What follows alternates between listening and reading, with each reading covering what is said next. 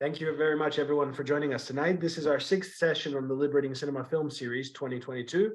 And I'm very happy because in terms of what we've been doing and representing world cinema heritage, I've chosen a really different format that's also new for us, but wonderfully new in terms of doing a short filmmakers roundtable. And this title that I chose for today is called Archive Preserve.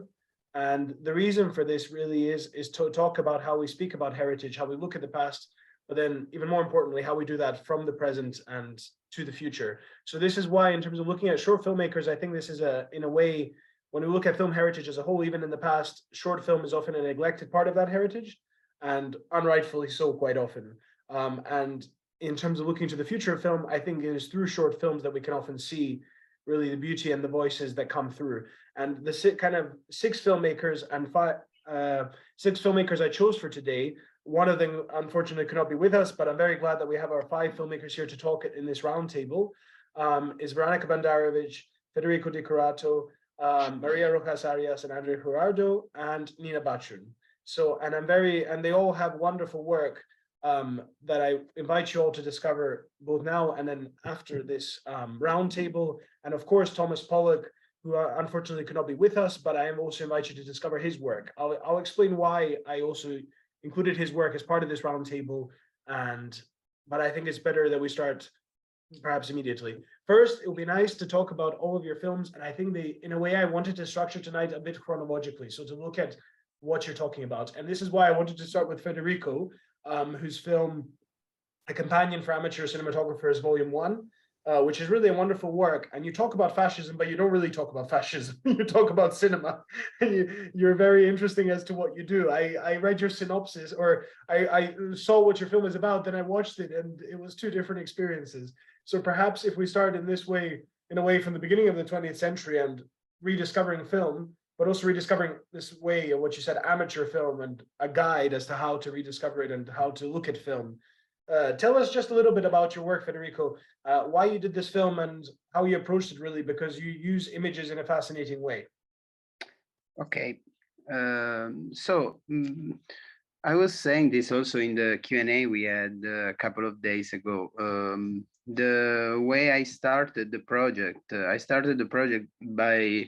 by chance, like sometimes happen to many filmmakers. I was part of this program, this residency called Reframing of Movies in Italy. It's a project that brings together archives and filmmakers, artists, curators, different people working with archives.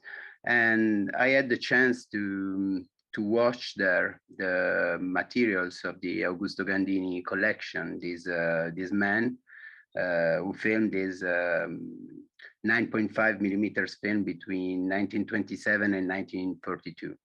I had the chance to see the material there during this program, because the archive, Cinescatti Lab 80, an Italian archive, had in mind to make a project on these images. Of course, I had the chance to see also other collections, but I was captured by this by the films of Augusto Gandini, because from the very beginning I had this feeling that there was some strong mise-en-scène, strong constructing behind these images. And so maybe because at the very beginning I had this I don't know, preconception that the images of an amateur filmmaker of the 20s would have been pretty naive. And I discovered that there was this strong mise-en-scène. And from there, I started my research to understand what could have structured these man gaze. And during this research, I discovered that this man was actually reading some manuals. I discovered that because the son of Augusto Gandini, which is 19 years old right now, Nino Gandini, had collected some of the manuals, the handbooks, the guides that his father was reading. And so from this volume, starting from this volume, I started we started our research because this research involved also other people. We worked together on this. We started researching this kind of manuals that were produced for amateur filmmakers during the fascist period. And so that's how the project started. It started because I had the chance to meet Augusto Gandini and his footage, and from there, because I was somehow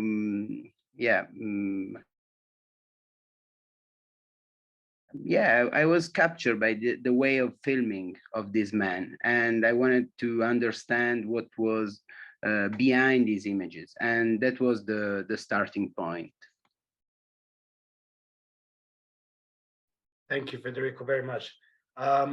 This is a very nice way you kind of introduced us to your work. I wanted, perhaps before I ask you more questions, that I really do have some, and I hope our filmmakers will as well, I wanted to kind of go around and see with our next filmmakers. I had it next from your period, in a way, if we move in, I ask Maria Rojas, Arias, and Andrés Jurardo about their work.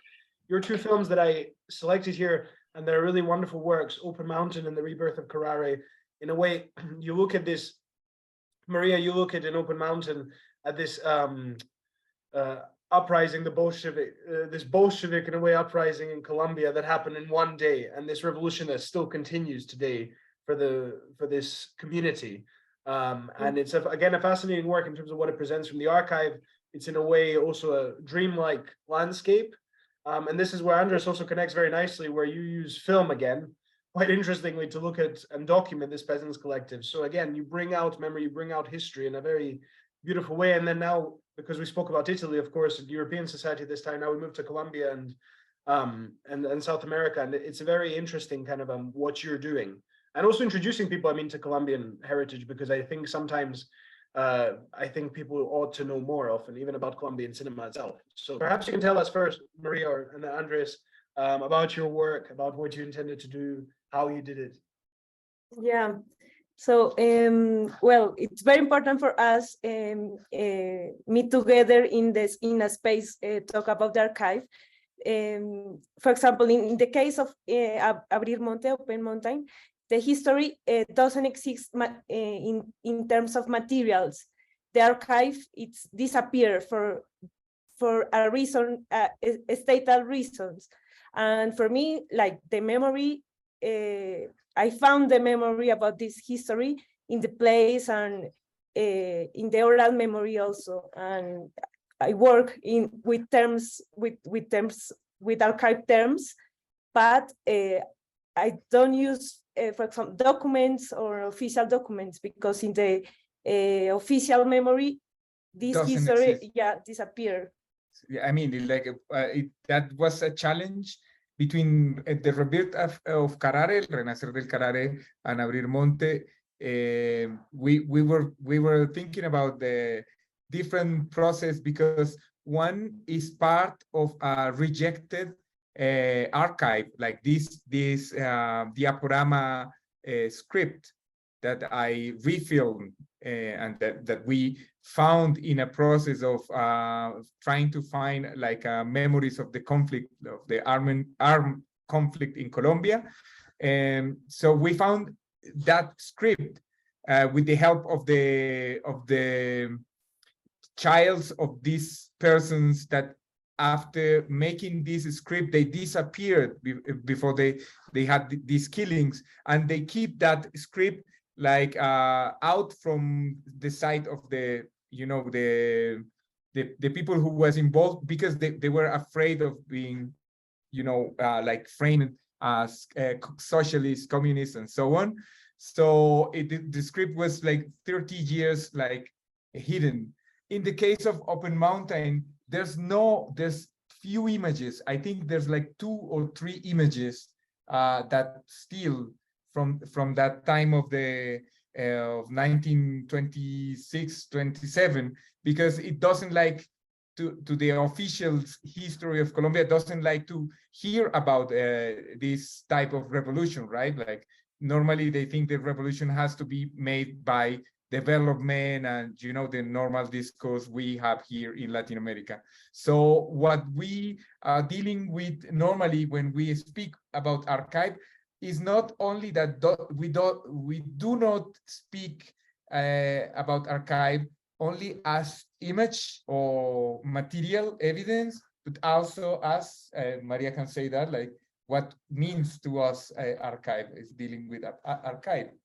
Yeah, and in Open Mountain, we use like theatrical methodologies to, for example, reenactments with the people live now in the place.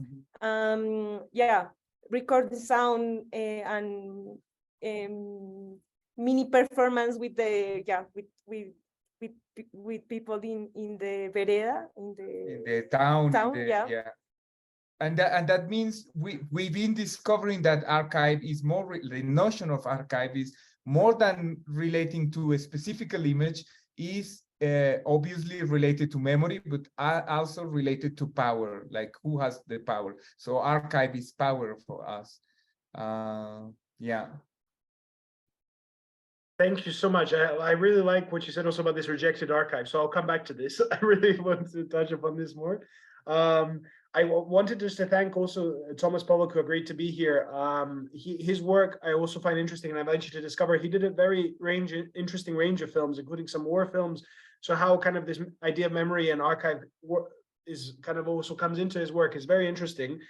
And he is based in Northern Ireland, so it's very interesting also the way the film I chose for tonight, basically, which is in a way a crime film, and it's on our website. It's called Valentine's Night, but I found it very interesting, and we, particularly because of the way it deals with this kind of heritage of American crime film, and this is why I also touched upon it next, 30s, 40s, and then later the kind of new Hollywood cinema and the idea of, you know, Goodfellas and the way crime works and is represented in relation to society. So, and I find him particularly interesting because he transposes this to a Northern Irish context where it becomes, you know, something different. And I, of course, invite you to see his work, and I hope we will have another opportunity to talk about it in another roundtable. But next, I wanted to see if Nina Bačun can join us to tell us a little bit about basically her film, which is, again, a great film. It's called Bonding Humanity, Perhaps Manifesto. And it's a work that speaks about new Yugoslav film and the Yugoslav cinema heritage. And it's a work that essentially also kind of, in a way, reworks this archive, reanimates it, and also does something quite new with it. And for me, because I do also a lot of work on Yugoslav cinema, this is fascinating. So, and I think for all of you, particularly people who haven't seen so much Yugoslav films, may find this an interesting piece of work, how it links poetically. So yes, I've been working with footage from Yugoslav Black Wave, Yugoslav new cinema, and I'm actually I'm not a filmmaker, but I'm doing research on cinematic space, architecture, and landscape in film.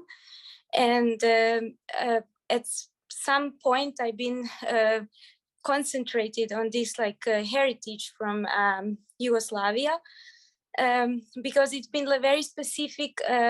You are very well educated about that, but maybe other filmmakers have no idea what it is. And it's been like very specific period in cinematography in general, not only Yugoslavian. It's like in a way like European heritage that is specific because it's been this cinematography is made in this like period of socialism, but at the point when Yugoslavia broke up with SSR in a way, and Tito invested a lot in cinematography, and so filmmakers were doing very free forms, and at some point some of them were they had to leave the country because of the work they did, and for many years since 70s some of these films were forbidden to be shown in Yugoslavia, but they were, what is interesting is that they they were shown all around the world on the festivals, except in Yugoslavia. And some of these filmmakers really kind of created specific forums. There's even a name, Serbian Cut, that is related to Makavev, Dusan Makavev. And actually the film I made was some kind of, I was using film as a tool to investigate or to confirm certain hypotheses that I'm kind of setting during my PhD work. And that is how actually this film was created, by using all this material that I was searching. And actually, I was part of this future architecture platform. And also Triennale of Architecture wanted me to make a film that is related to neighborhood, or let's say a specific definition of neighborhood. So basically I was picking up footage that is related to this collective use of space. And so, yeah, I think I said a lot. So maybe you have some more questions. Thank you, Nina, very much. I do actually, and I have a lot also to add, and I hope others will have questions too. I will ask Veranika also to introduce and speak a bit about her film before I return and ask more questions. So Veranika is joining us, and she has her film Maybe, which I hope you did see. It's a documentary about a doctor who works, and Veranika will say a lot more, but for me, what I found quite interesting in it is a documentary about a doctor who works as a clown and enters the hospitals during the pandemic to really cheer up children and give people new hope. So, and why I included this seems, while some of these films touch very much on archival and physical heritage, what I think, Veranika, is particularly important about your film is it teaches us how to live with our heritage, and how heritage in a way works as a way of life, and how what we pass down to others is very significant. And this is not only cultural, but also in a way it has a very much a spiritual dimension. And this is something that very beautiful and very subtly comes across in your work. So if you could tell us a little bit about maybe how you did it. And I found it really interesting because you did it obviously in Scotland. It was, I think, your final production from Edinburgh University. So, and it's, yeah, wow. That's all I can say, because it's really, you know, for a documentary, it's a fascinating work. Oh, thank you so much, Mina. Thank you. I think that it's something similar to Federico's idea and film, because actually when I just arrived to Scotland, to Edinburgh, I was searching for ideas to do like film exercises, to do this and that. And I was like, you know, connecting to different kind of people. And then one day on the bus stop, I'm meeting a clown doctor. So she was just like doing some kind of community walk like nearby. And I was like, I couldn't like, you know, stop, but like talking to her. And I was like, straight away from the first her words, I just figured I could see the film. It was like, oh, I'm talking to her, but I couldn't stop myself about like, was thinking about it. So I took her contacts. And later on, I just like sent her message, so on and so forth. Like, you know, I was just thinking, maybe too much, because like, you know, like it's quite a sensitive subject. And I need to think about the approaches, how to like, you know, start working on it. And actually it started in September, and the pandemic was not here yet, because it was 2019 September. Yeah, and then I was just kind of like, you know, I had this idea that, oh my, I can see it, and like all the time, like every day, every week, I was thinking about it. So this woman, she actually was kind of, it was slightly inconvenient for her to be involved in the project, because obviously we should think about not only like children, but also the person who's doing this work.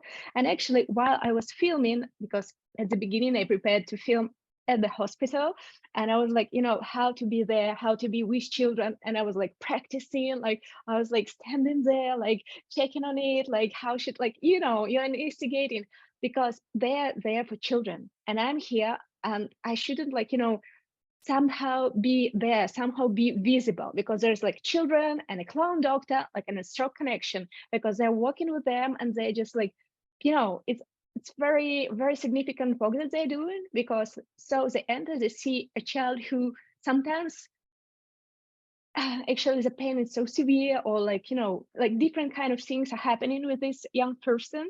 And it's a great job that they are doing, like hospital clowns, and I should be invisible. So I was learning how to do it, and like, but once again, I come back to the idea.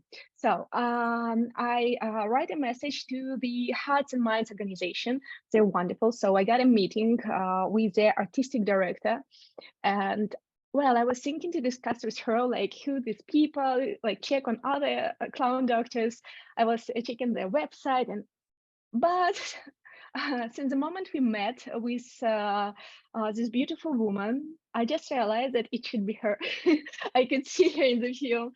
And yeah, it was Susie, and we have like a wonderful connection. She's a great collaborator, and it was easy to do it, because I suppose that film is about co-creation. Even so, we call it documentary, but for every side create something from, like, here and there. I've got my vision, I got my feeling, I have to do something, but she's so creative, she's so talented, and like, I know, like, she was enriching the film and myself. But then pandemic started, and all my letters that I already prepared, all my things that I wanted to do in hospital. So I needed to find a new strategy. Like everything, like everybody was stressed, like nobody knows what to do anymore. And again, my professor, my wonderful professor, Emma Davis, she was teaching us limitations, you learn from it. And okay. And another, my professor was telling me okay, let's try to do this probably. So I asked Susie to film herself. So this is this started like this. So I was checking this option and that, because it was down, nobody was allowed to do it. And then the idea was developing, and the first day we were allowed to be at somebody places or to travel, because actually she lives in Glasgow and I lived at this time in Edinburgh. So it was I needed to reach the space. Yeah. So, and this is started like this. Yeah. So for me, it was a film from the very beginning about a human connection. During the filming, it was still about human connection. And till now, till this moment, it's still a film about human connection, because it's not only connects me with all the protagonists, all the people who were involved in the film, but also composers and the rest of the crew. But it's also it shares something quite meaningful for me, to me. And yeah, and actually I could never say it, but this particular film, I love it. I love watching it, and I think it's good because I appreciate every member of the crew. Everyone has their input, every person who helped, who just supported the idea, and that is why this is yeah. Quite important for me. Thank you very much. This is, I think this comes across also in the film, because with limitation, I think also there is what you said there. With limitation, I think that something beautiful comes out of your film, because I think if it was a film set in hospitals and you saw all these contexts, it might have been, thematically much more going on. But perhaps with what you were trying to say, this is in this way, it comes out much more succinctly and beautifully. So I wanted actually to connect this perhaps and to make our conversation a little bit more dynamic in terms of, and also to see if you have questions for each other. I just wanted to connect with your film because yours is obviously very much about this personal connection. Maria and Andrés, your films are about community. Perhaps you could tell us about this community dimension in your work. And I really like this idea of what you said, the rejected archive. So give us just a little bit of context, because even when I watch these films and when you approach them, I'm wondering, how much do people actually know about this in Colombia? Which part of this are you showing us for the first time? Which part of it are you discovering for the first time? And which part is already perhaps a little known and you're in a way digging it out? I mean, what kind of tell us a little bit about this work. And I really like what you said, about the rejected archive, and also about with the communities, how you did these performances, and this is very nice. If you could tell us a little bit more. Well, I can start with the Rebirth of Karate, because it was part of a biggest project of teaching performance or arts in the rural in places where the state has an ambiguous role because they send military forces just to, you know, to be part of the problem and not to resolve problems. So in this case, the Asociación de Trabajadores Campesinos del Carare, so they were very organized at that time, even because they made a peace process with the different armed groups, as you can see in the film is telling the story, because we just followed the Aporama script and remake it, trying to show like this ghostly or spectrum of violence translated into this kind of will of leave some traces of an awareness of audiovisual product for the future, right?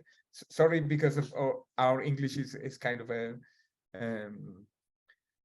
weird, but it's but the thing is, like, in the context of Colombia, this is very important because we've been passing through many peace processes, not only the well-known 2016 that is the last peace process. We've been passing many peace processes, even coming from the times of the Bolshevik revolution, and also before, during the colonial times, people were making peace process with the Spanish crown.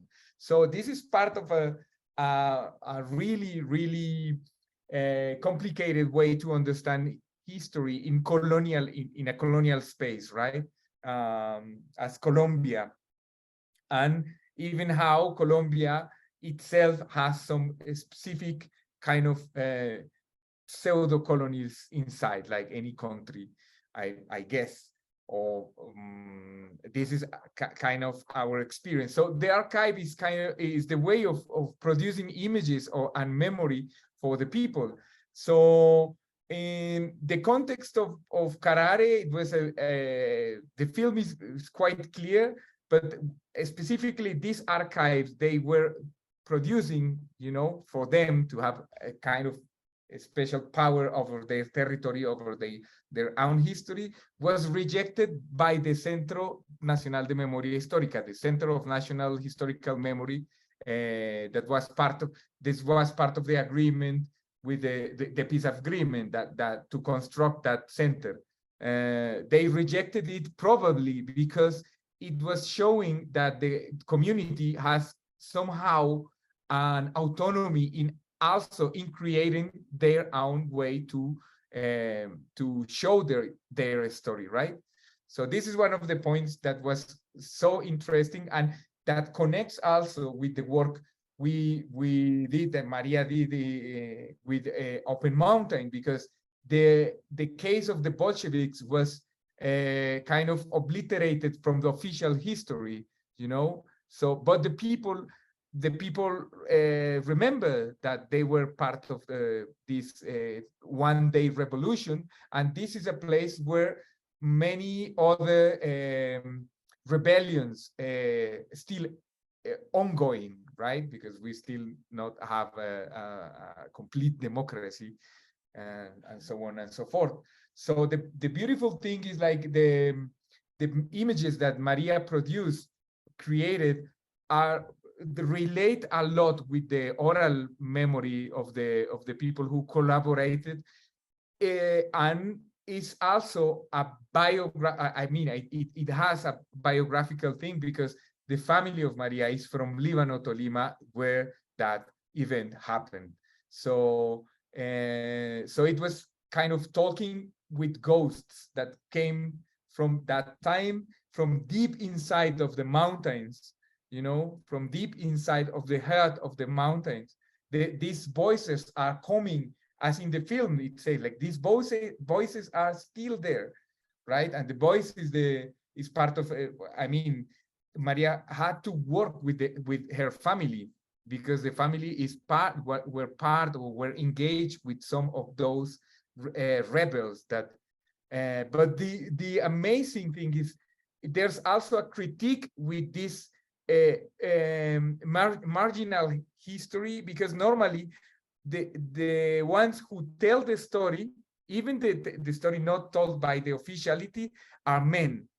So in this case, is the woman is like taking the voice to tell that story, right? So that's quite amazing for a generation. So this film became, and it's becoming like a very nice and powerful reference for many filmmakers here in Colombia. We are happily discovering that there's a conversation. We still have like está pendiente, like a ongoing conversation with this generation, because it's also a transgenerational film, right? So I don't know if Yes. Yeah, no, perfect. We said that we work also with the communities of the deads, the dead people. It's like, oh, it's also our community. It's impossible in Colombia, no? It's like, we are a generation with many inheritance in these violence, historical parts of the history of Colombia, and it's impossible to not talk to speak about yeah. ghosts, or not to speak about the people who disappeared, because Bolsheviks afterwards, some of them disappeared. As the people from the Renacer del Carare, we don't really know who did that script, because they covered the identities afterwards, because they were killed by someone. We don't still know that was a crime that is still not resolved. So it's super crazy. Yeah. That's beautiful. And the word community with the dead, and what you said about the open mountain, it really sheds a new light. So, and what I find interesting also about your work, Maria, especially when you said about open mountain, was that this Bolshevik idea, you seem to have, and this is what I find really interesting about the film. You mentioned also prayer in your film, and you mentioned this, what you said now, this continued relationship with the dead. There is this really interesting dimension when you take the idea of the Bolshevik Revolution, which in the context of Imperial Russia meant one thing and was militantly atheist, and you transport it to Colombia, where you keep obviously this dimension of faith, but essentially this Bolshevik dimension attains like a subversive factor in relation to colonialism as well. It's at least from what I understood, and it's a very interesting film with many layers. And of course, Rebirth of Corato is one a different way.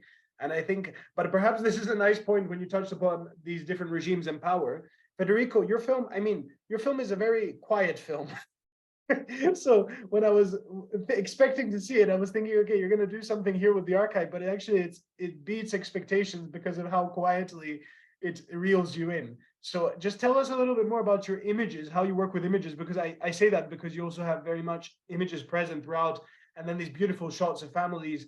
So, and then at the same time, we did mention fascism, but how does fascism also play into it? Because the image also you're giving is beautiful. So it's kind of, what's the context here? I don't mean just in relation politically, but I also just mean also visually. What is kind of, if you tell us a little bit more.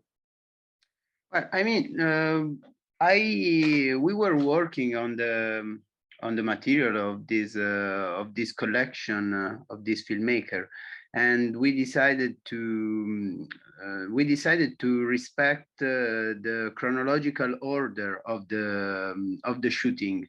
This was a very precise decision we took at the beginning of the editing process, that the chronological order of the material need to be respected. And so it's the fascism is coming inside little by little, as it is in the film in the end. I think we were able to respect that feeling we had watching the collection for the first time. At the beginning, you have this man filming what everybody would film in amateur films at the beginning. So son and daughter in the house during daily moments. so the first shot, and which is the first shot also in the collection itself, it's the shot of the bath of the first daughter of this man, and we decided to move on from that shot, and having the political aspects of an Italian landscape more and more involved with fascism, to have this landscape coming inside little by little. At the beginning, we are mostly in interior environments, and at a certain point we go outside, and also the voiceover, which is reading from the handbooks, talks about this attitude of being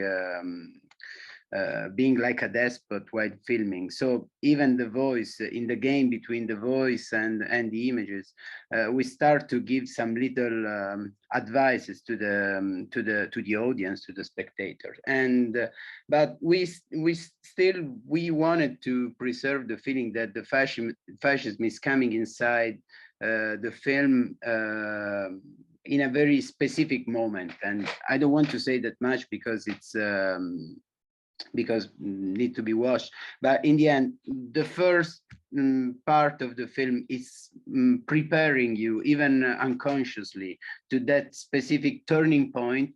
We have some sort of turning point before the last third of the film, where you probably, if everything works, you should understand that what we were saying before was just preparing that moment, where all the first part of the film was just preparing you to get involved in a political discussion, and not something. And it's not, the film is no more, from a certain point on, the film is no more about film language, but is about politics. But if everything works, you should understand that the first part is just preparing you to that turning point. That's the natural consequence of all the first part. Thank you, Federico. Thank you. It also makes me see, and also I hope people and everyone can watch your film, because it's really wonderful. Your work, also how you said it prepares you, and when you said about film language, I really like. So, it's one that works. Again, when I said quiet, all I mean is it unfolds quite subtly, and it's very nice. So, but if I may at this point also ask Nina about, you mentioned Yugoslav cinema, and there's a lot here to speak about here. I like, on the one hand, I like what Maria and Andrés previously had said about oral memory, and in a way, in Yugoslavia, in this context, we had, oral tradition. It plays a big part, not only in the history, given the fact that, after centuries of occupation, whether it was Ottoman or Austro-Hungarian or etc., but this period of Yugoslav cinema, tell us a little bit more, because I think what I found interesting, particularly about your work, and what I liked what you said about festivals, the cinema being screened and yet not shown. And I if I can give it just a couple of examples, because it really gets me thinking, and I hope others who don't know about this. An instance that I really like is one of the most famous filmmakers, Jika Pavlović, who made really some of the outstanding films. And I think Makevejev once said that the term black wave really people got from Jika's films, because Pavlović's films, because they think it's that kind of aesthetics. And what's interesting about his films is that they often had the ones that would be screened first at big festivals. They would do so well in Yugoslavia as well sometimes, and attain massive distribution, even the most critical films. My best example is, and I always like this, is When I'm Dead and Pale, is the film that essentially also inspired Midnight Cowboy and a whole stream of other New Hollywood cinema, and many other films too. But it was shown widely in Yugoslavia. And then his next film, which I think is even better, outstanding work, The Ambush, was shown first in was going to be shown in Venice, but in Yugoslavia it was banned.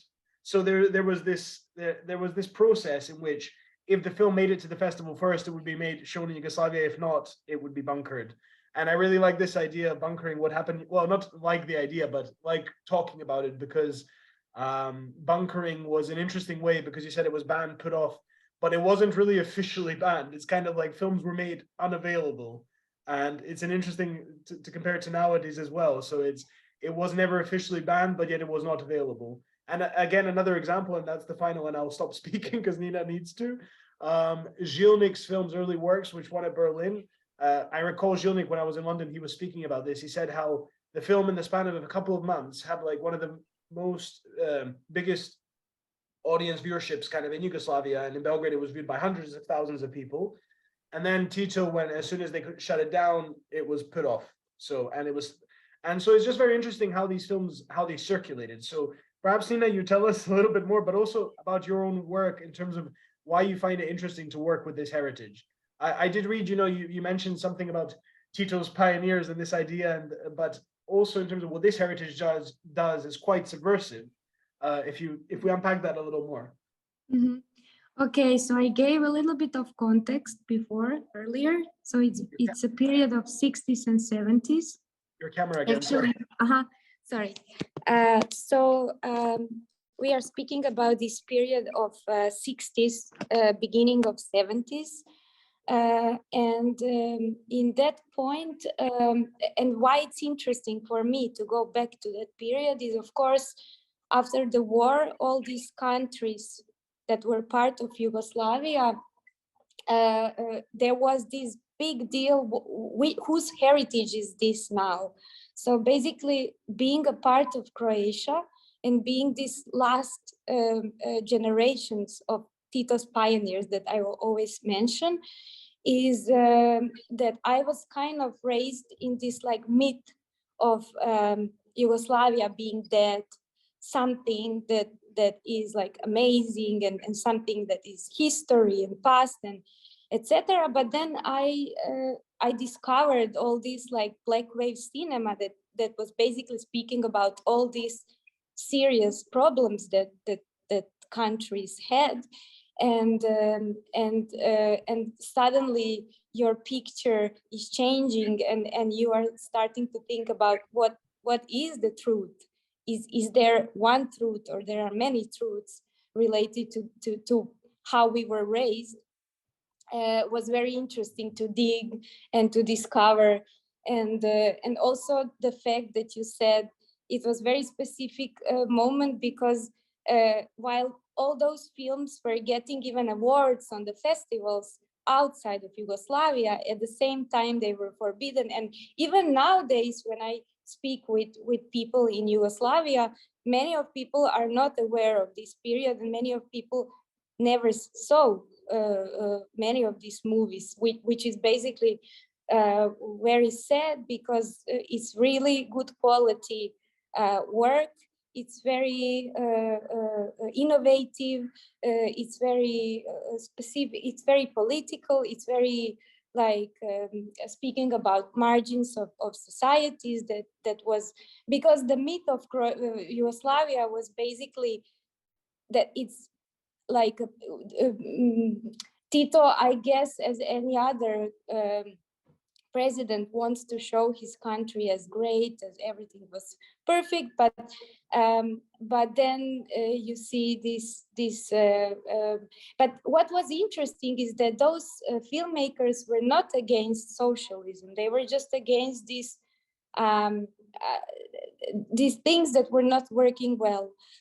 So, but what was interesting is to go back, because this subject of this cinematography and also socialism, like now in this post-socialist time, is always related to this very harsh political sphere, which I try to avoid by using this footage, because it's always kind of related to the same. Whenever we speak about it, we speak in the same kind of voice. So I try to kind of step aside from that and try to see some other things that can be seen. I'm not sure if I answered your question. Thank you. You did. I think you did say, unless you wanted to add something, but I think yeah, please. Yeah, I just wanted to say that for me at this point is very interesting to investigate in what sense this cinematic heritage and cinematic space can teach us about history and how to kind of approach the future from that point. Because when we watch all these movies, we can see certain heritage that is abandoned, like let's say even like in the architectural sense, modernist architecture that was kind of left to be devastated after the war. So some of these things we can only see through these films, which is kind of beautiful. And I think there's this like really beautiful moment that we have to be aware of in that sense. And that's Thank it. you. Thank you. You raised really, and what you said last was brilliant. I think really. So and also what you said, history and approach to the future. I will have this to connect to Veranika, but before I do, I just wanted to say this might also be the point which you said earlier about socialism, them not necessarily being against socialism. This is what's interesting about their work, because they're precisely have that kind of breadth and lateral really engagement with their representation. Because what's interesting, for example, about Makavejev himself, is that his film that was, famously Mysteries of the Organism, that was shown at Cannes, and then was also, it had this trial process and was banned and so on, and Makavejev left Yugoslavia for some time. It also had an incredibly, vital critique of capitalism. So, on the one hand, everyone accepted the film, but then they didn't realize it was a double-edged sword. And this is also maybe for Federico, because Nina does this really nicely by evading politics and says something really nice. And Federico, you go directly to it, but around in a way. So you also do it in a very nuanced and beautiful way. But I would really recommend this film from a documentary, kind of more contemporary as well, when we talk about this. And some of you may have already seen it, but the Makavejev case or trial in a movie theater. It was a documentary done by Bandarovich recently, and for me, it was really the film, and you can read countless analyses about Makavejev and Mysteries of the Organism, but really, unless you watch this film, it's really hard to understand what it was about. So, but what you said there about also about approaching the future and something that's abandoned, I think that's something quite important to say. And I mean, how we approach this heritage is precisely why it's so interesting. I mean, I also can relate, because I see that some of these films, although they're the most critical, even the most important, many people haven't seen them because of the way, they were distributed or not distributed. So, but Veranika, perhaps I can put this hardest question to you that Nina raised. How do we approach the future? And obviously this is with respect to your work. I mean, this with respect to your work with Maybe, because I think this is a very unique film in terms of what you're looking at as what one person can do to change something. In a very small, I say in a small way, but in a very big way. So if you can tell us a little bit about your process, because you touched nicely about how you worked with this doctor, but if you could tell us, if we deepen it a little more, and you tell us how about your own process and how these limitations perhaps were a blessing. Yes. Oh yeah. I suppose that I would start with the things that actually, when I had this idea and I prepared like the first development trailer, actually my professor was slightly against it, because like, it might be too much. We should think thoroughly whether it's okay or not. So I did like all this like ethical form. I was thinking about how to do this and this. In case of the situation, what should I do? So like I got a really thorough preparation to it, because in our case it's better not to do something than to do. And like so I always for me, the characters, the protagonists, like all the people who are involved in the film, they're very important. So they collaborate, and I know that like it's better sometimes not to use some part in the film than to use it, and you get it. So in my case, I was thinking so carefully about them. Yeah, like how to approach it. Like obviously when I was thinking about this film, it was for me just a subject that felt so valuable, like what they're doing. And like, for me, it's how she's spreading the kindness.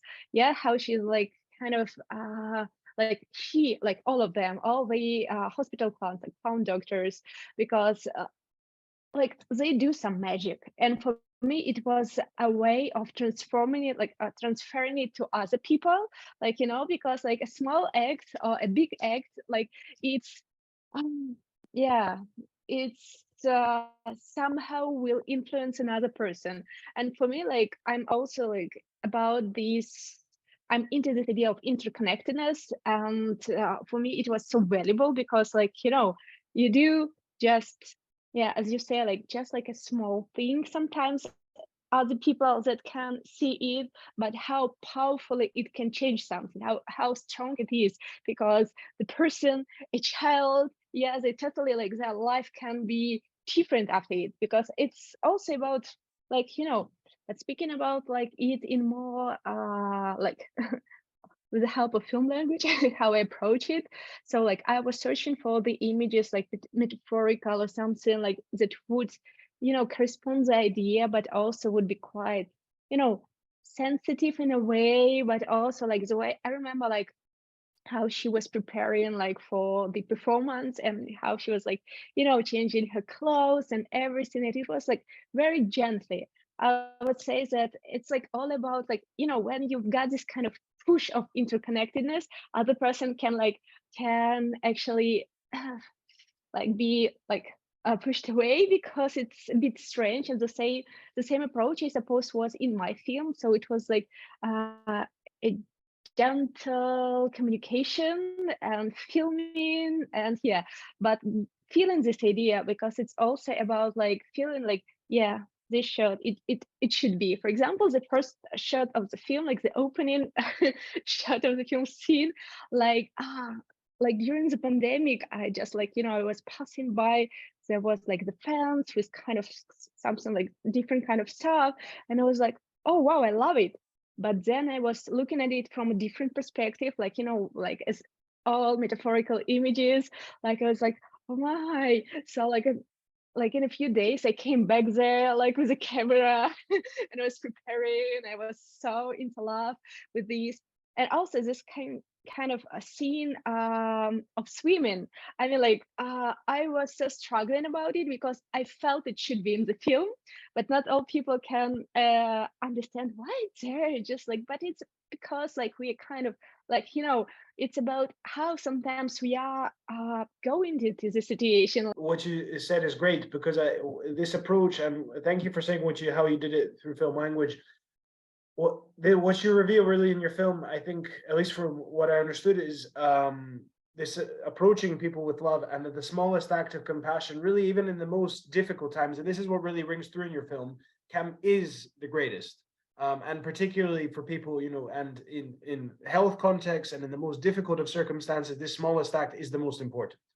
So, and this is in a way also we present ourselves. This is why I also in a way wanted to connect with this archive preserve. This way, whatever heritage we carry, it is by how we act, right? That we communicate or impart it, or we don't. So I think that's important.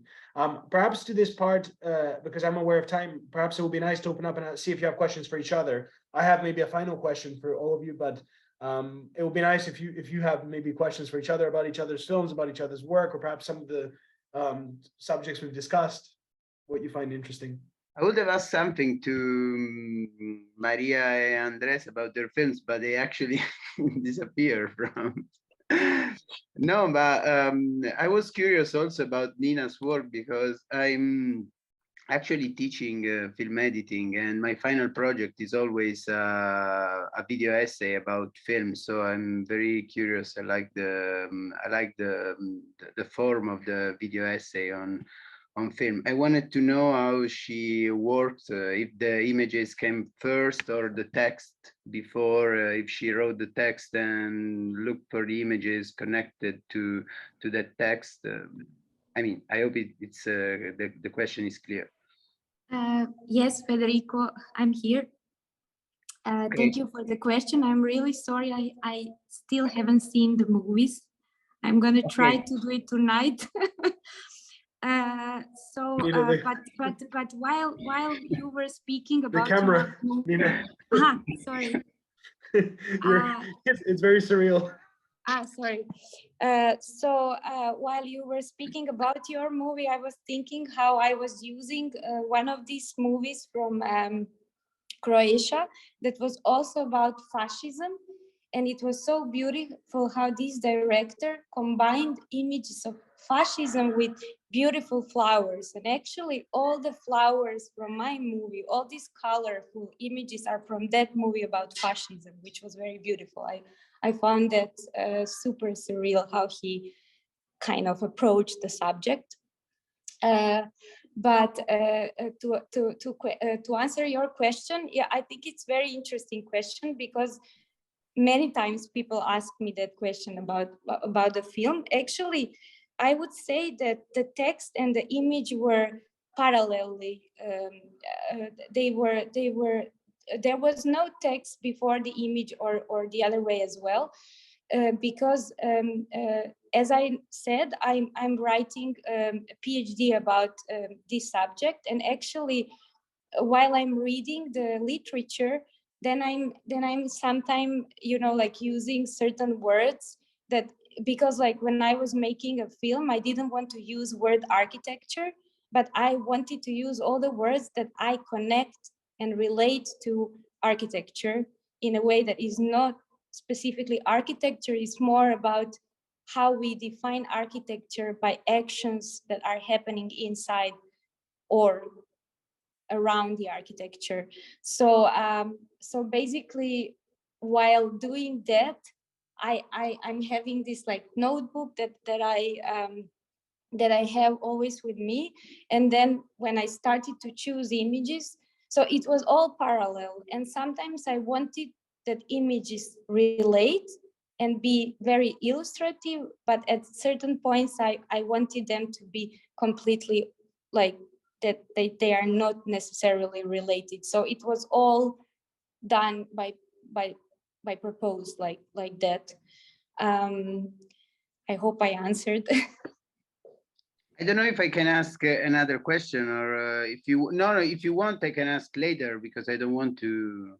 No, it was strictly connected to what Nina said. I will ask if she wanted the images to be illustrative or not. But in the last part of your answer, you were saying something about this, because sometimes the images are the words are describing exactly what we see, and sometimes not. So how do you work on this? I mean, Yes, it was already there. Maybe a few words more about this. Yeah, okay. So it was deliberately made by that, like that. And actually I had a lot of footage, and it was really difficult to. So at some point I also stopped writing words, and then I had this like specific amount of words that I asked my friend that is dramaturg to put them in certain like logic, certain dramaturgy of the words, because I felt like I'm a bit lost with all these words. So she made this certain groups of the words, so that they have certain rhythm, and then with that rhythm we were editing in a way. So I was picking up images parallelly and writing words, but at some point actually the rhythm of the words was kind of making a rhythm of the film. And in that sense, and also I had so much of this footage, so it was really difficult to decide which one to take off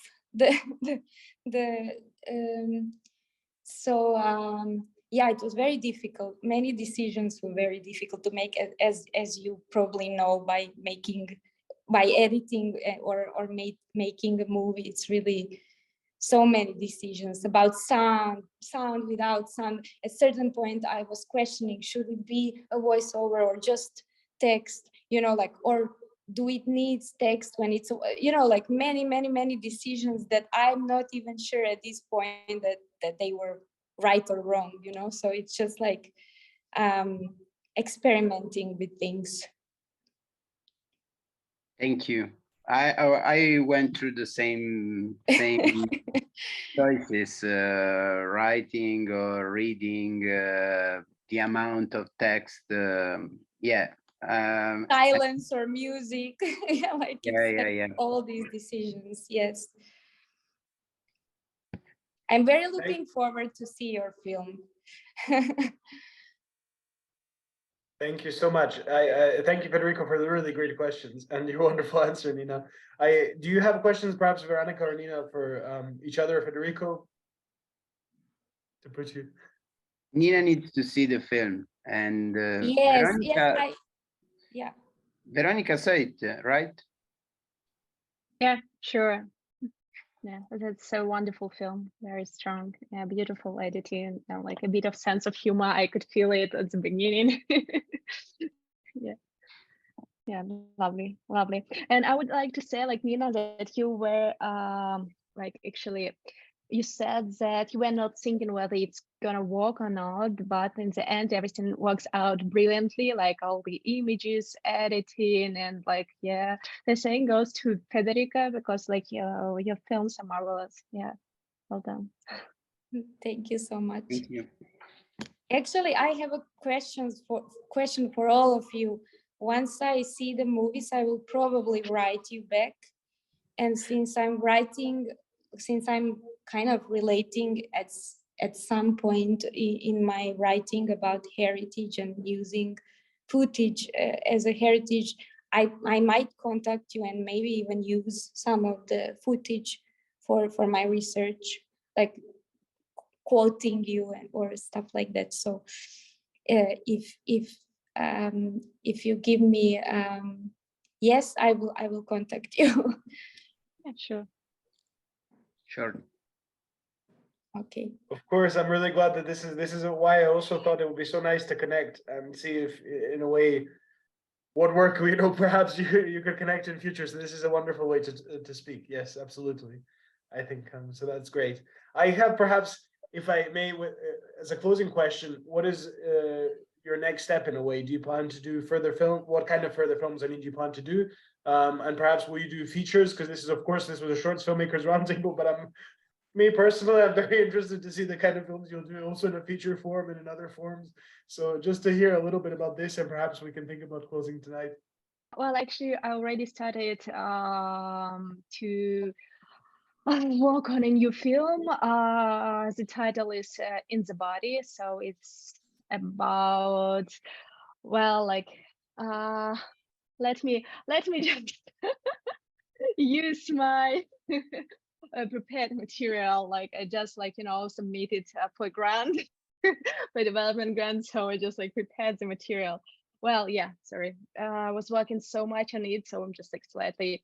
Well, it's the film about how coming back to your body can help us to come back to our true selves. And there is a saying not saying there is it was gut feelings, and gut feelings it's in the body. So and body is our intuition. So it's about exploring the theme of the body and what would change if we listen to it. So I've already was working with several protagonists. We had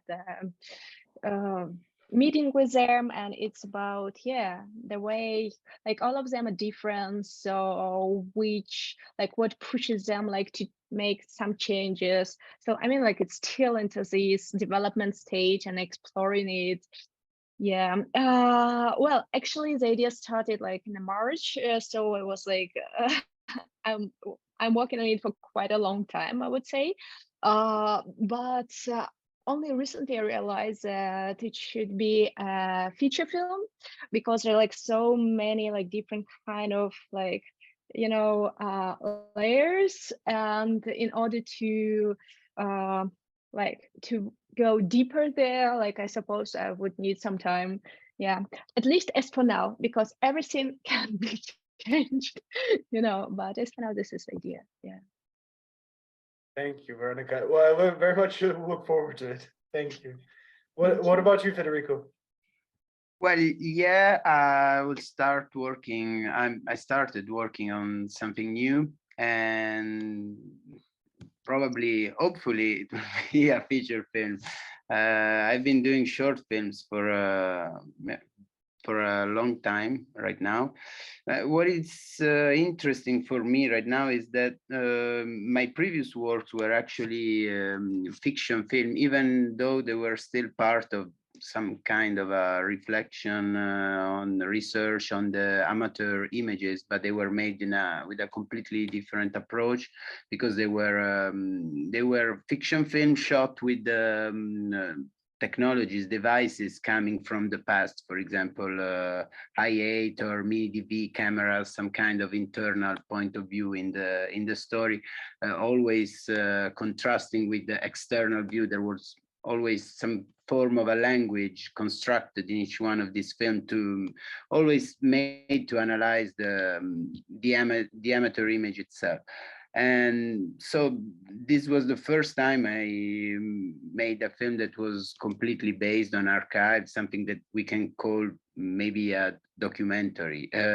Even if for me it's not really a documentary. It's I mean, it's very difficult to decide what's a documentary, but I'd like to cross these two different approaches, having fiction and some kind of an essay form that can be put together in the same work. So this is something I'm working on right now. Thank you. I wish you every success, wholehearted, really, and to look forward to the feature film as well. Thank you. Marvelous. Nina, perhaps to conclude, what could you tell us a little bit about your next project, your new projects, and if you will do more films, and if you will do more in Yugoslav film heritage, because I'm waiting. I supposed to start working on a new film, but it's going to be a little bit different, because it's really going to be, it's also going to be essay film.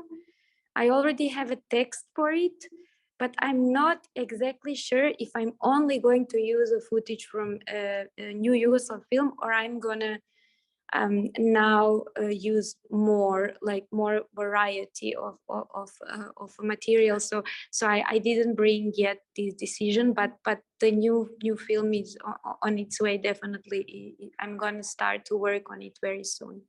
I hope we can also use this opportunity to, of course, stay in touch and develop collaboration, and of course you with each other. I wanted to thank you really, and for agreeing to do the roundtable.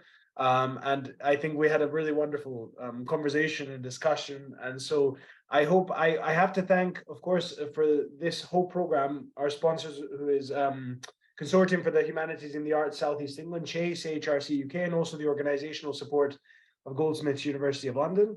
And I would really like to thank you all, because you sent us your films, and we can make them available for people who do want to watch them, and to share them with each other and to continue the conversation.